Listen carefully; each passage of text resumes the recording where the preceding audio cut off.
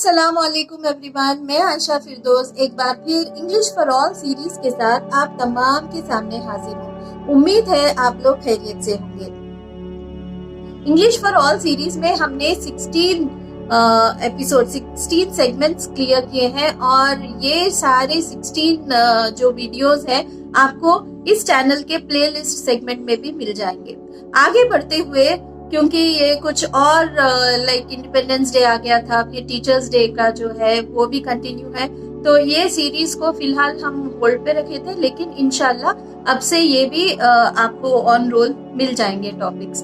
तो आज का टॉपिक बहुत ही इम्पोर्टेंट है और अक्सरियत में हम मिस्टेक्स भी कमिट करते हैं। इंग्लिश में एक सेगमेंट प्रपोजिशंस और आर्टिकल्स के ऐसे है कि आप जितने भी माहिर क्यों न हो, कहीं ना कहीं आपके सोच में आ जाता है कि क्या मैं सही हूँ। ठीक है, इस्तेमाल इन और ऑन का इस्तेमाल अक्सर आप सोचते हैं कि मैंने क्या ये सही से इस्तेमाल किया, यहाँ पे इट हैपेंस, ये होता है। और वो इसीलिए कि इसका इस्तेमाल करने का कोई ऐसा खास वो नहीं है।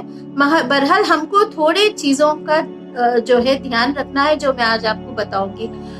मैं आपको बता दूं, हमेशा की तरह जब भी आप ये इंग्लिश फॉर ऑल सीरीज में बैठेंगे तो आप अपने बुक के साथ बैठिए और अब जो भी मैं बोलूंगी उसके अगर कॉलम्स वगैरह बनाना है तो आप बना के उसको प्रैक्टिस करिएगा।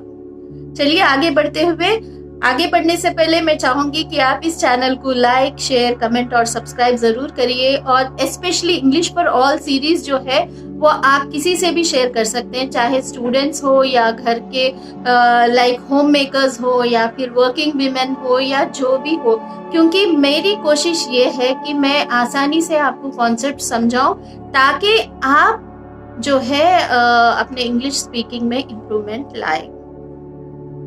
चलिए, प्रीपोजिशंस को हम शायद हिंदी में बोलेंगे संबंध सूचक और उर्दू में शायद इसे हुरूफे जार या रबस कहते हैं। मुझे उतनी क्लैरिटी उर्दू की नहीं है, फिर भी आप चेक कर लीजिए। तो ये यहाँ पे नाम में ही लिखा हुआ है पोजीशन ऑफ जो भी है। प्रीपोजिशन जो है पोजीशन बताता है, एक वर्ड का दूसरे वर्ड से जो रिलेशन है वो बताता है। ठीक है, फॉर एग्जाम्पल एक छोटा सा सेंटेंस ले लीजिए, like I will come in the morning. In the morning, come एक वर्ड है, मॉर्निंग एक वर्ड है। कब आएंगे? कब? इन द मॉर्निंग। तो ये कब और कहाँ का जो रिलेशन एक सेंटेंस में होता है, जिस वर्ड से आता है, उसके बारे में अक्सर हमको प्रीपोजिशन जो है क्लैरिटी देता है। तो इसमें भी अलग अलग टाइप्स है। आज मैं आपको प्रीपोजिशंस ऑफ टाइम बताऊंगी। आपके जहन में अक्सरियत में आता होगा कि अगर आपको किसी ने कहा you have to be in the meeting on time और बी ऑन टाइम, ये एक फ्रेज यूज होता है, बी ऑन टाइम। और हमारे जहन में आता है कि कभी ऑन टाइम भी बोलते हैं, कभी इन टाइम भी बोलते हैं, दोनों में क्या कंफ्यूजन है? कंफ्यूजन कुछ नहीं, दोनों ही सही है।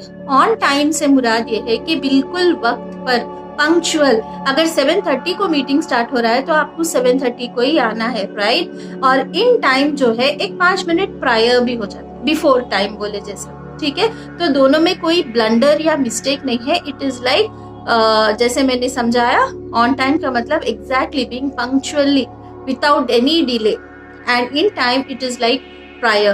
तो आज के बाद ये कंफ्यूजन को हटा दीजिए, और ऐसे कई सारे कंफ्यूजन्स हैं। अब मैं प्रीपोजिशंस ऑफ टाइम में आपको इन, ऑन, एट और बाय का इस्तेमाल बताऊंगी। सबसे पहले इन का इस्तेमाल आप ये देख लीजिए कि आप किसी मंथ्स के बारे में बात कर रहे हैं। ठीक है, फॉर एग्जाम्पल इन अप्रैल, इन अगस्त, इन दिसंबर। ठीक है, या फिर ईयर्स के बारे में 1979, 1984, 2015, इन द ईयर।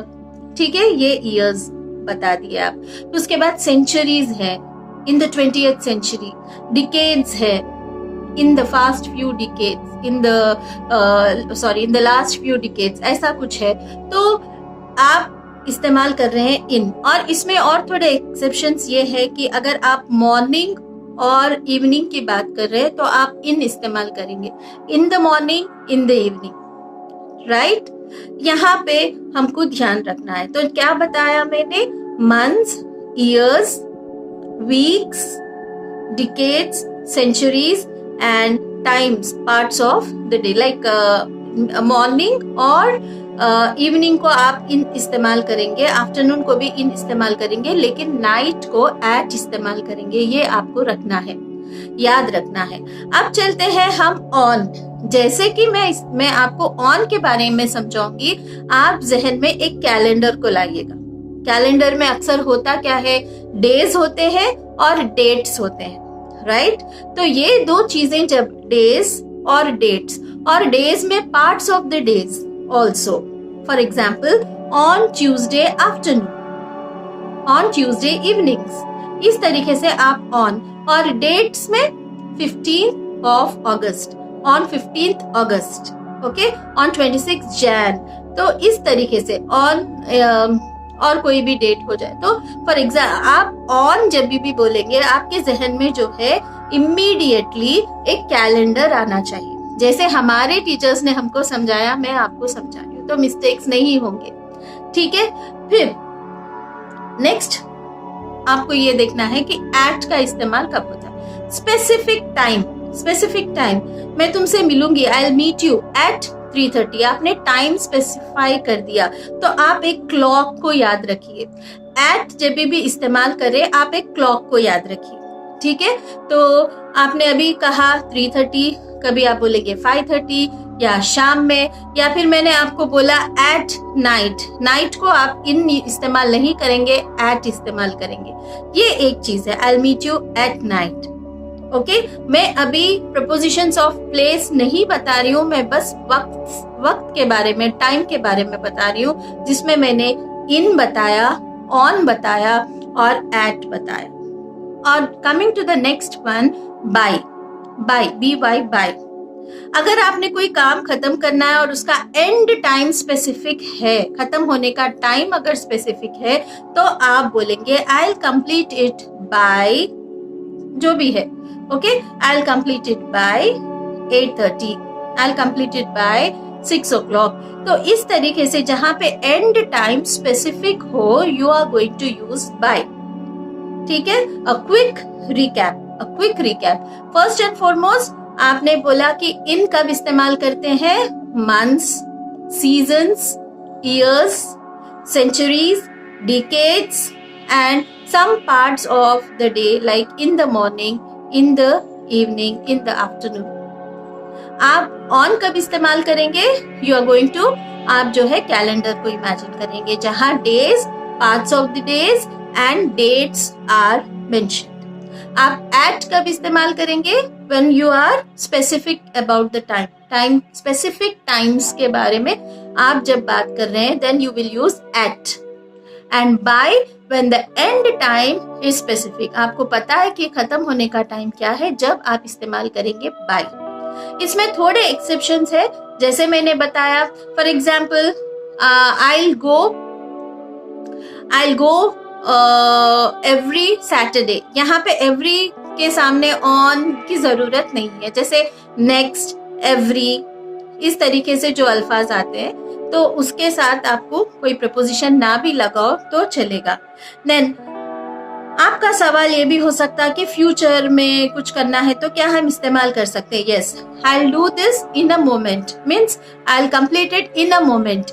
ऐसा जब बोलेंगे तभी भी आप इन का इस्तेमाल कर सकते हैं, ठीक है। उम्मीद है आप लोग ढेर सारे सेंटेंसेस को वर्कआउट करेंगे।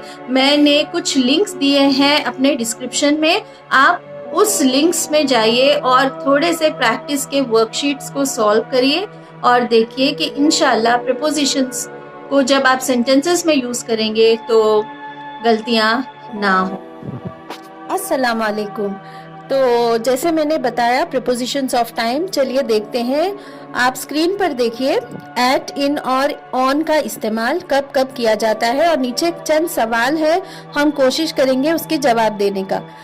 एट इस्तेमाल होता है हम जब भी नाइट के बारे में, जैसे मैंने कहा स्पेसिफिक टाइम्स के लिए नाइट, या फिर कोई टाइम आप बता रहे हो 10:30, 8:30 या जो भी टाइम हो, या फिर afternoon, mid day, mid night, night का जब जिक्र हो, बेड टाइम हो, या फिर सनराइज, सनसेट, ओके, ये मुख्तलिफ हिस्से होते हैं दिन के, तो उस दौरान हम एट का इस्तेमाल करते हैं, और वीकेंड्स पे सपोज, ठीक है। और ये यूके स्पेसिफिकली क्योंकि ब्रिटिश इंग्लिश में इस्तेमाल करते हैं, ठीक है। अब इन जो है मॉर्निंग, आफ्टरनून, इवनिंग, जैसे मैंने बताया, आप वीक्स में, मंथ्स में, सीजन्स में, और ईयर्स में, सेंचुरीज में, डिकेड्स में इसका इस्तेमाल कर सकते हैं। Morning, afternoon, evening, February, the spring, the summer, the fall, the winter, ऐसा कोई भी साल भी हो तो आप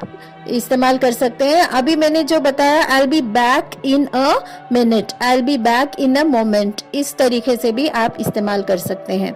अब ऑन की तरफ चलिए। जैसे मैंने बताया, ऑन जब भी हो आप संडे, कैलेंडर को याद करेंगे, संडे, मंडे, डेज और डेट्स को याद करेंगे, संडे, मंडे, ट्यूसडे जो भी है, या फिर मुख्तलिफ हिस्से, on Sunday evening, on Tuesday afternoon, इस तरीके से। या फिर कोई स्पेशल डेट्स हो, बर्थडे वगैरह, या एनिवर्सरीज हो, या क्रिसमस, या जो भी हो, यहाँ पे ऑन का इस्तेमाल होता है। कोई फेस्टिव सीजन या ओकेशन हो, वीक डे, टाइम, और ये अमेरिकन इंग्लिश में वीकेंड में ऑन इस्तेमाल होता है। ये ज्यादा सा हमको कंफ्यूजिंग नहीं होना चाहिए, जस्ट आपके नॉलेज के लिए। चलिए चलते हैं आगे। आप देखिए कि आप कैसे सॉल्व करेंगे इस वर्कशीट को, ठीक है।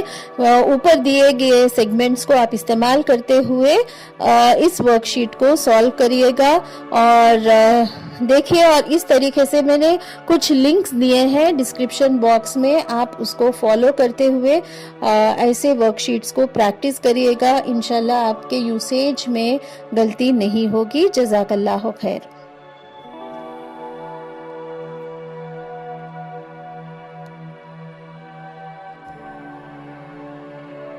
अगले वीडियो में मैं आपको प्रपोजिशंस ऑफ प्लेस बताऊंगी, जहां पे कुछ कंफ्यूजन्स हैं। अब तक के लिए इतना ही। जज़ाकल्लाह खैर। Happy teaching. अल्लाह हाफिज।